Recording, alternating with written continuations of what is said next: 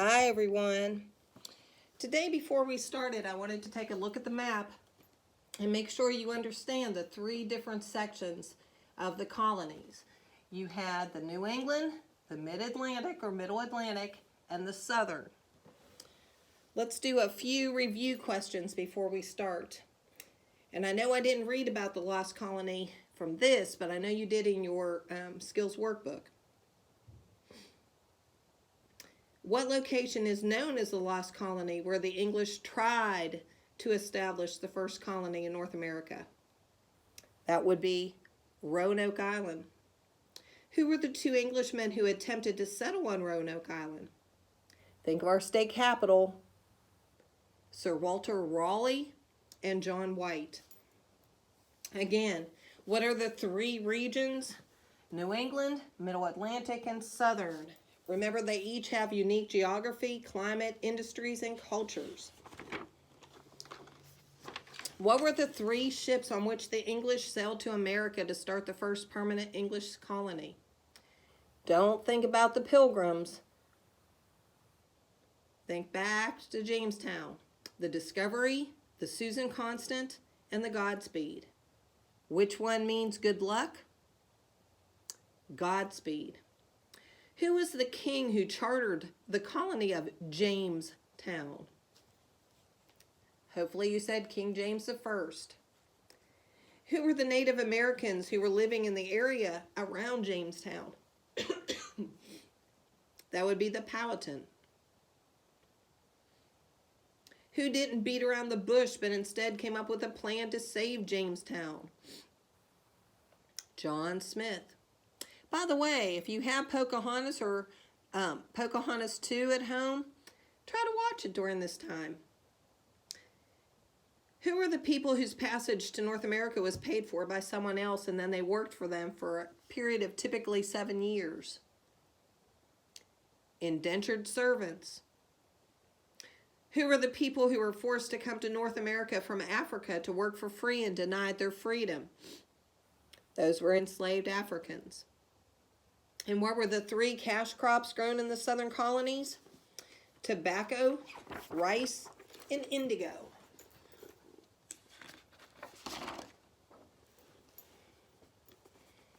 The English had now successfully established a number of colonies in North America.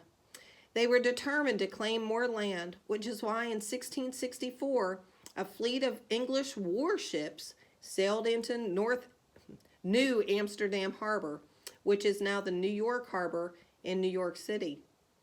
England promptly claimed the harbor as its own, and while they were at it, they also claimed the city and all the land around it too.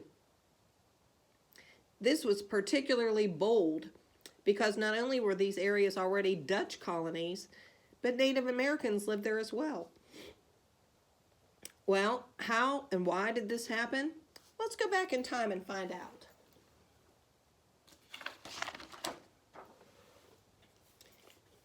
In 1609, Henry Hudson, an Englishman exploring for Netherlands, set sail across the Atlantic Ocean on behalf of the Dutch East India Company. His destination was North America. Hudson, like many other explorers of the time, was searching for a northwestern water route to Asia, or what they would call the Northwest Passage. Although Hudson did not find the route, he did find an area that is now part of the greater New York City area. When he arrived in this harbor, Hudson claimed it for Netherlands. The harbor area was called New Amsterdam, and the colony was called New Netherlands. Hudson did, however, name the Hudson River after himself, and so a Dutch colony in North America was established. Before long, this Dutch colony began to develop as an important fur trading center. Beaver fur was very popular in Europe, and Henry Hudson had noticed there was an abundance in this area.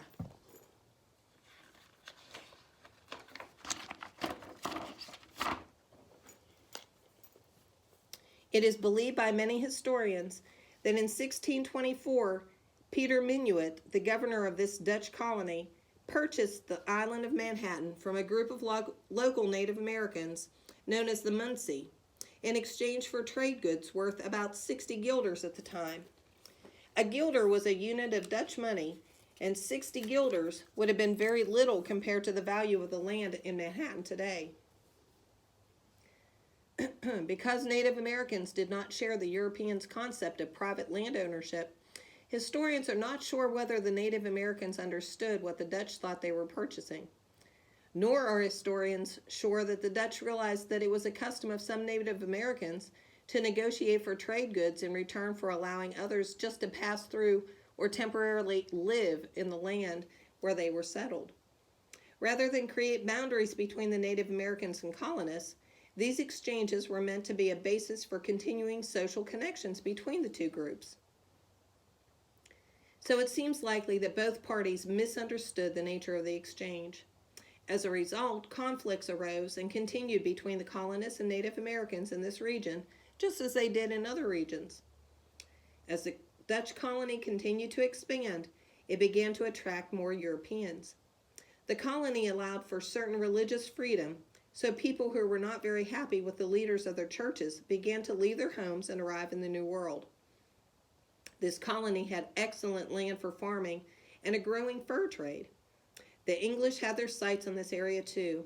For quite some time, they had concentrated or focused on establishing colonies to the north and south of what is now New York. But in 1664, they turned their attention to this area. At this time in England, King Charles II was on the throne. His father Charles I had been killed because he was not well liked by the people, and Charles II had been forced to leave England. Later in 1660, Charles II was invited to return and become king. If you remember, King Charles II had acquired or built up a great deal of debt. This happened during the 10 years he was living in exile. During this time, Charles II had borrowed an enormous amount of money from friends. It's not easy to live like a king when you're not actually recognized as one. When Charles II reclaimed or took back his throne, he looked to North America to solve his debt problems. As you know, he had already given land that did not belong to him in the South to several of his loyal friends. You might ask, why didn't he give parts of England away? Well, that's because that's against English law. There was no such law in place to protect land in North America. And Charles believed he was entitled to claim this land. King Charles II based this belief on the fact that John Cabot had explored North America for England back in the late 1400s, well before Henry Hudson had done so for the Dutch in the early 1600s.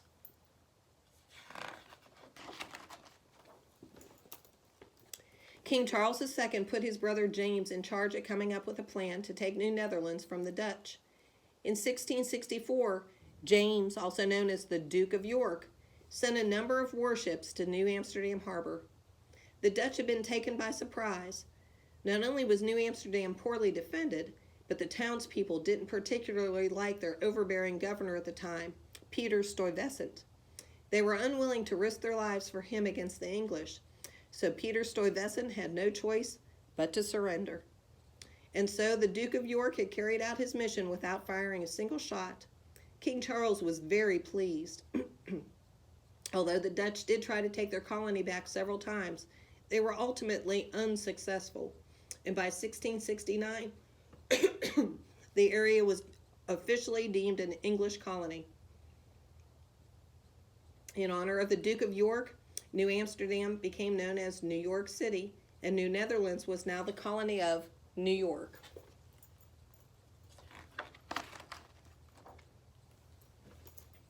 Not wanting to be too greedy and ever grateful to loyal supporters of the monarchy, the Duke of York gave the southern part of the colony of New York to two of his good friends. These friends were George Carteret and John Berkeley. The area later became known as New Jersey, named after the Isle of Jersey in the English Channel. Soon after, the English took an area known as Delaware away from the Dutch too. So the English had now established colonies in three distinct regions. The southern colonies, which were made up of Maryland, Virginia, North Carolina, South Carolina, and Georgia. The New England colonies, made up of Connecticut, Massachusetts, Rhode Island, and New Hampshire, and the Middle colonies, made up of New York, New Jersey, and the soon-to-be Pennsylvania and Delaware. The population in the Middle colonies grew rapidly. These colonies attracted not only English people, but people from many other European countries too. In fact, the population in all the English colonies grew, and within 100 years after King Charles II reclaimed his throne, the population would grow to 2 million. Two of the most populous cities, or large cities, in North America at this time were located in the Middle Atlantic region, New York City and Philadelphia. These cities grew into bustling commercial centers with large populations.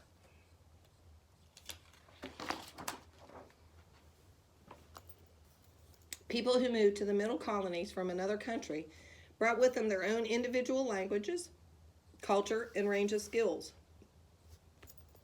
The people who settled in the Middle colonies were particularly diverse or varied. You can imagine hundreds of new arrivals speaking different languages, wearing different kinds of clothing, building different types of houses, and eating many different types of foods. Despite their differences, however, the people who moved to North America all had one thing in common. They wanted a better life. There were also many different reasons people chose to come to the Middle colonies. One was that this region had good harbor areas and long, wide rivers. The English knew that this region would be good for trade. Another reason some people were drawn to the Middle colonies was that the people in charge of governing these colonies were generally tolerant of other people's religions. For the most part, the day-to-day decisions were made by elected officials in town and county assemblies in the Middle colonies. However, the Duke of York, George Carteret, and John Berkeley were ultimately in charge.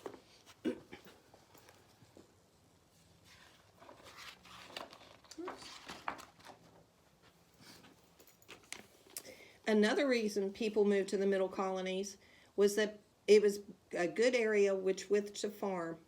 The climate and soil in the Middle colonies, compared to the North and South, were perfect for farming. In terms of climate, it was neither too hot nor too cold. Wheat grew well in these colonies. As a result, the Middle colonies earned the nickname the bread basket because they could grow a lot of wheat and supply large amounts of flour to England, as well as to other English colonies, particularly in the West Indies. Many mills were built in this region to grind the wheat into flour. The flour was packaged and exported. Other crops such as rye, potatoes, peas, and flax also thrived. Farming became the main occupation or job in the Middle colonies. But there were other occupations too. There was a need for sailors, trappers, lumbermen, merchants, craftsmen, and shipbuilding became an important industry too. There were some enslaved Africans in the Middle colonies, just as there were in the Southern colonies. Unlike the Southern colonies, people in the Middle colonies used the rapidly growing population as their main source of workers, and they paid them wages. As a result, there was less dependence on slavery there than in the South. Builders were needed in the Middle colonies too. People built homes of different styles, often reflecting the culture of their homeland. Networks of roads, though very basic, were slowly developing too. The Great Wagon Road became an important highway stretching from Pennsylvania, south through Maryland, Virginia, and into North Carolina. Workshops, stores, coffee shops were also opening. Thanks to an English king who needed money, a vibrant new culture was emerging 3,000 miles away. I hope you noticed that the Middle colonies, you can call them the Middle colonies, the Middle Atlantic colonies, the Mid-Atlantic colonies, or, as it was nicknamed, the bread basket. Bye, guys. Talk to you soon.